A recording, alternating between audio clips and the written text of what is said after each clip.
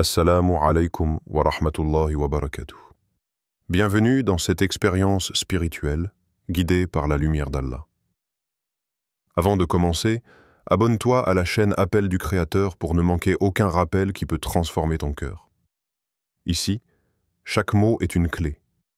Chaque silence est une prière. Il y a des instants dans la vie où tout devient silence, où le cœur bat sans direction, et l'âme cherche un port dans la tempête du quotidien. Parmi les foules, les écrans, les préoccupations, quelque chose en toi continue de murmurer. Et si tu revenais à lui? Dans ce monde assourdissant, le dhikr est un murmure, presque imperceptible au début, comme une source enfouie sous la pierre. Mais dès qu'il jaillit, tout ce qui était figé commence à fondre. Ceux qui ont cru, et dont les cœurs se tranquillisent à l'évocation d'Allah. N'est-ce que, par l'évocation d'Allah que se tranquillisent les cœurs au cœur à cœur. Sourate Ar-Ra'd, verset 28. C'est là que commence le changement. Non pas dans des bouleversements visibles, mais dans un frémissement du cœur, un souffle nouveau qui traverse l'âme. Tu marches, peut-être depuis longtemps, sans savoir que ton cœur portait en lui une invocation capable de tout changer. La ilaha illallah wahdahu la sharika la, lahul mulku wa lahul hamdu wa huwa ala kulli shay'in qadir. Cette parole n'est pas simplement dite. Elle est portée, elle est ressentie. Elle est une épée contre le doute, un baume sur les blessures de l'âme. Le prophète a dit que celui qui la répète 100 fois par jour verra ses péchés effacés, même s'ils étaient aussi nombreux que l'écume de la mer. Sahih al-Bukhari, Sahih Muslim. Pourquoi cette invocation? Et pourquoi maintenant? Parce que ton cœur était prêt. Parce que même si tu t'es égaré 100 fois, Allah t'a attendu 1000 fois plus. Il y a dans chaque mot de cette invocation une direction, un retour, une délivrance. L'unicité d'Allah est proclamée. Sa souveraineté est affirmée. Et sa puissance est reconnue. Le destin, même scellé, peut s'assouplir à la lumière du souvenir d'Allah. Ferme les yeux, juste un instant. Répète-la doucement. La ilaha illallah wahdahu la sharika la. Écoute ce que ton âme ressent. Ce n'est pas ton souffle, c'est une réponse. Une réponse du ciel à l'appel silencieux de ton cœur. Avant même que la langue ne parle, il y a un frisson dans l'âme, une direction intérieure, un soupir invisible que seul Allah entend. C'est là que naît l'intention. Toute transformation commence dans cette profondeur silencieuse. Pas dans les gestes, ni dans les mots, mais dans ce battement secret du cœur qui dit « Ya Rab, je veux revenir à toi ». Le prophète a dit « Les actions ne valent que par leurs intentions, et chacun n'aura que ce qu'il a eu comme intention. » Hadith rapporté par Al-Bukhari et Muslim. Ce hadith est comme une clé. Il ouvre la porte d'un monde invisible, où chaque mot que tu prononces, chaque dhikr que tu répètes, n'est jugé ni par sa longueur, ni par sa beauté, mais par l'authenticité de ton cœur. Tu peux réciter le plus puissant des dhikrs, mais s'il est vide d'intention sincère, il restera lettre morte. Et pourtant, une seule parole dite avec des larmes, dans une nuit de solitude, peut faire trembler les cieux. 10. Que vous cachiez ce qui est dans vos poitrines ou que vous le divulguiez, Allah le sait. Sourate Al-Imran, verset 29. Répète doucement cette invocation. La ilaha illallah, wahdahu la sharika la, lahul mulku wa lahul hamdu wa huwa ala kulli shay'in qadir. Mais cette fois, ne dis-la pas pour obtenir quelque chose, ni par habitude, ni par peur. Dis-la parce que ton âme reconnaît enfin que tout repose en Allah. L'intention pure n'a pas besoin de bruit. Elle est comme une graine, invisible mais vivante. Elle pousse, elle germe, et soudain, elle fleurit dans la lumière du dhikr. Souviens-toi, ce n'est pas le nombre de répétitions qui change ton destin, c'est la sincérité qui les porte. Il y a des invocations qui montent et d'autres qui restent à terre. Celles qui s'élèvent sont celles qui ont été dites avec un cœur cassé, avec une langue tremblante et une intention pure. Et toi, qu'attends-tu pour déposer ton intention devant celui qui lit dans ton cœur, comme dans un livre ouvert? Ton destin attend peut-être une seule parole, dite avec amour. Et c'est dans cette invocation, dans ce dhikr, qui peut changer ton destin, que commence ce retour sacré.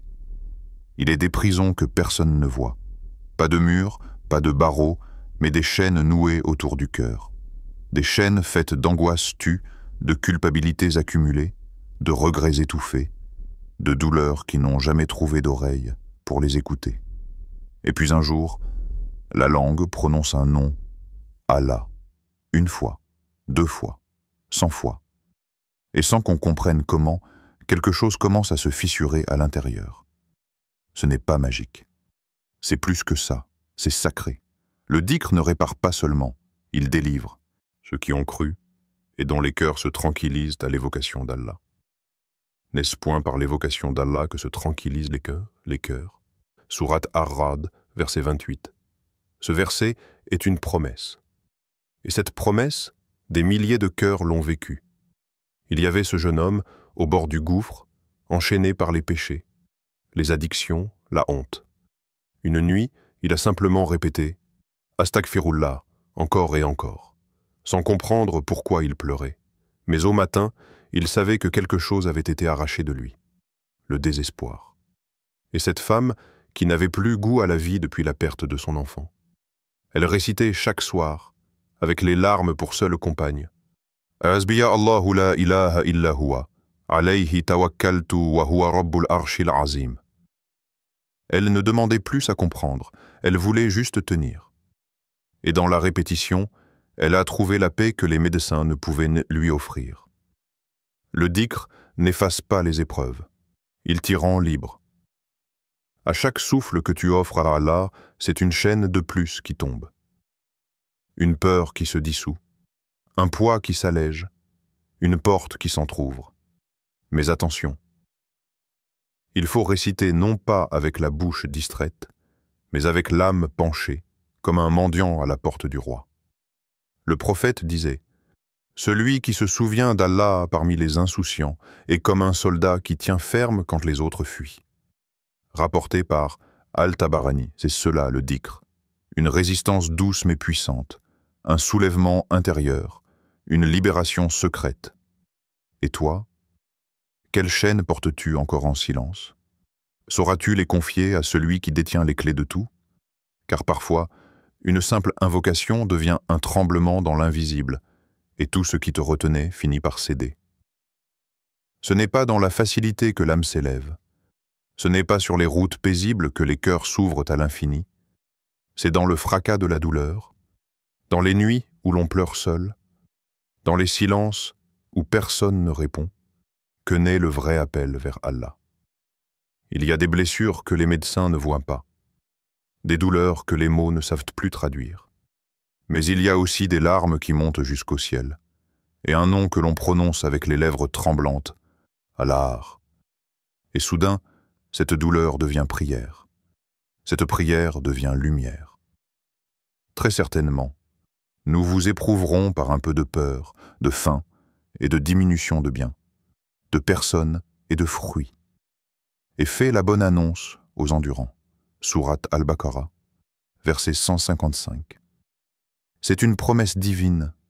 L'épreuve viendra, inévitablement. Mais elle n'est jamais vide de sens.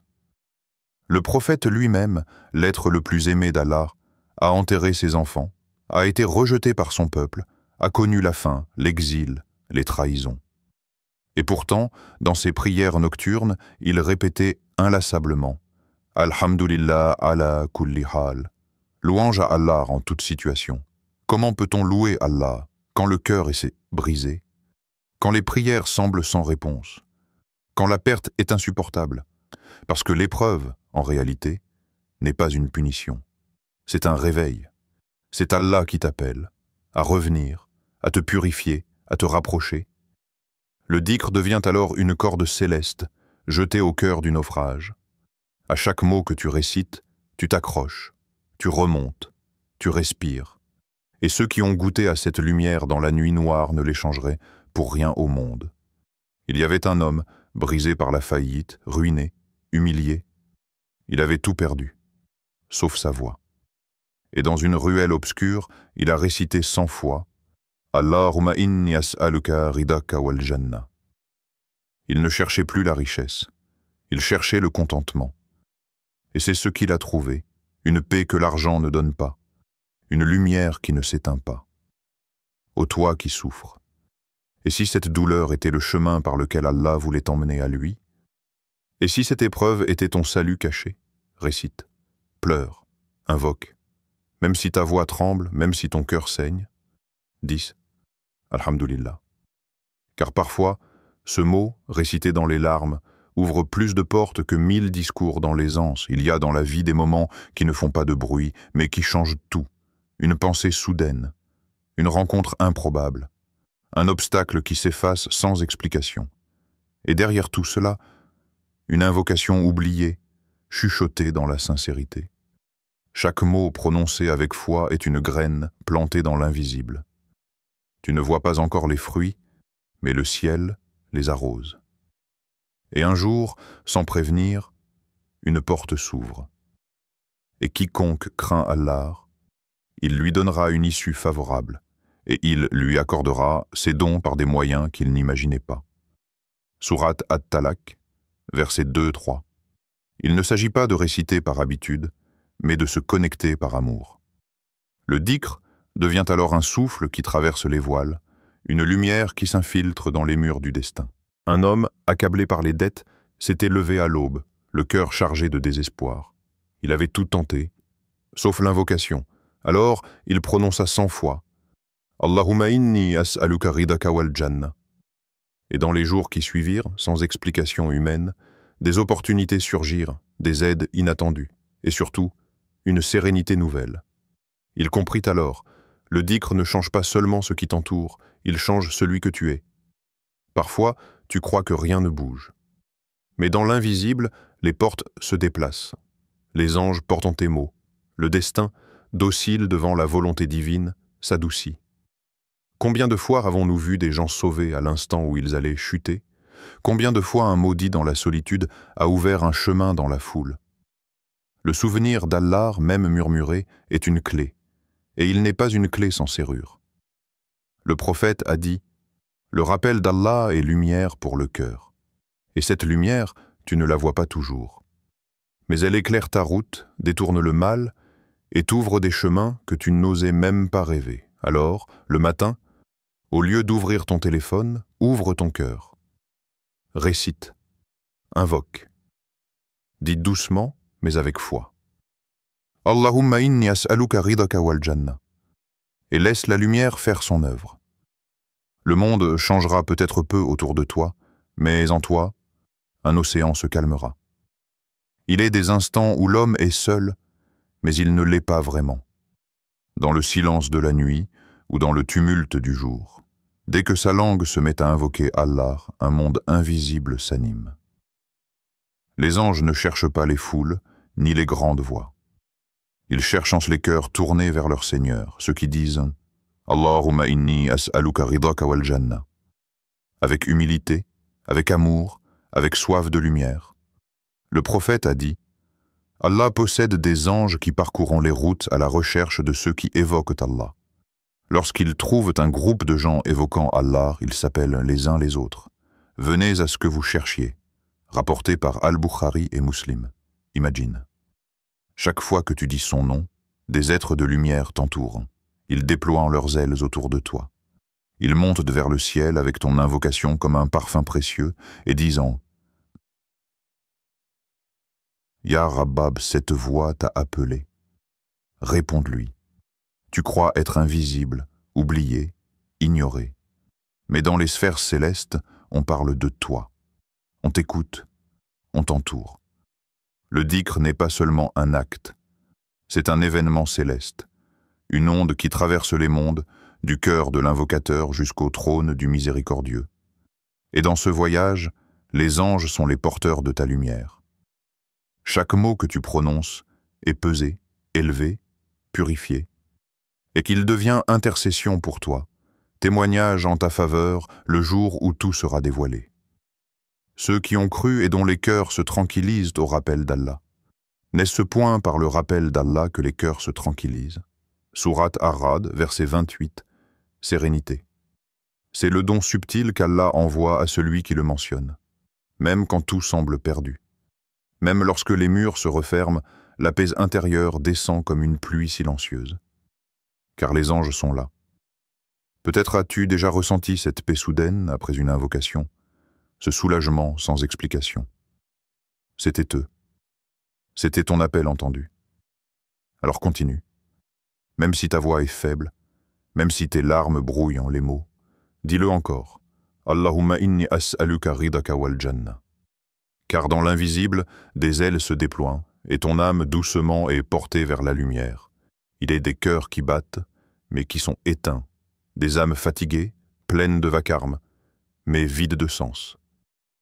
Des hommes et des femmes qui avancent, jour après jour, sans jamais vraiment revenir vers celui qui les attend.